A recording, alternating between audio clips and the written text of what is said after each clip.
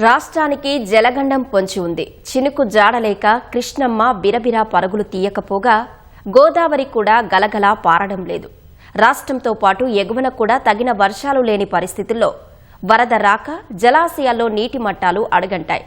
కృష్ణాపై ఉన్న ఆల్మట్టికి 1,00,000 క్యూసెక్లకు పైగా వరద వస్తున్నప్పటికీ ఇప్పుడిప్పుడే దిగువకు వచ్చే పరిస్థితి కనిపించడం లేదు.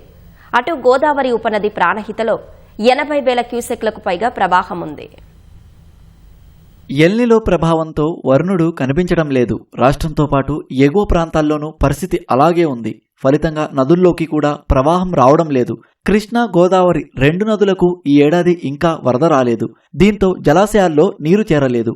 గత సీజన్లో వచ్చిన నీటినే తాగునీటి అవసరాల కోసం జాగ్రత్తగా వినియోగించుకోవాల్సిన పరిస్థితి ఉంది.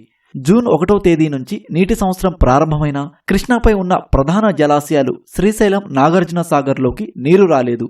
శ్రీశైలం పూర్తి సామర్థ్యం 215 టీఎంసీలు కాగా ప్రస్తుతం కేవలం 42 టీఎంసీలు మాత్రమే ఉంది. నిరుడు ఇదే సమయంలో శ్రీశైలంలో 199 టీఎంసీల నీరు అందుబాటులో ఉంది. ప్రస్తుతం జలాశయంలోకి ఎలాంటి ప్రవాహం లేదు.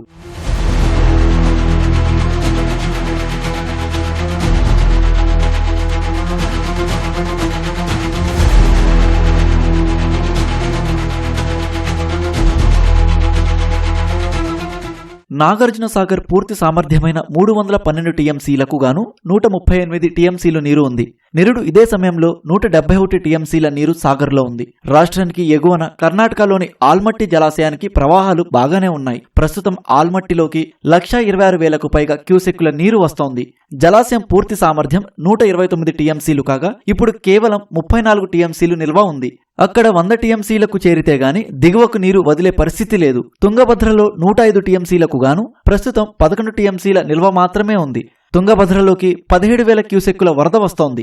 గోదావరి విషయానికి వస్తే ప్రధాన జలాశయమైన శ్రీరామ్ సాగర్లో పూర్తి సామర్థ్యం 80 టీఎంసీలు కాగా ప్రస్తుతం కేవలం 18 టీఎంసీలు మాత్రమే నిల్వ ఉంది.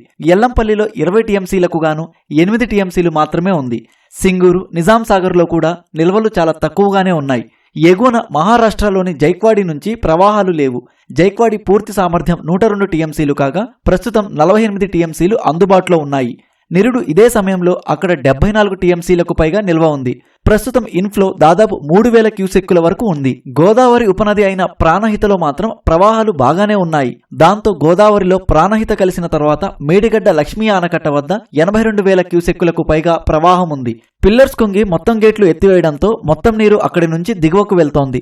దిగువన సమ్మక్క వద్ద 96,000 క్యూసెక్కులు, సీతారామసాగర్ వద్ద 1,00,000 క్యూసెక్కులకు పైగా ప్రవాహం ఉంది.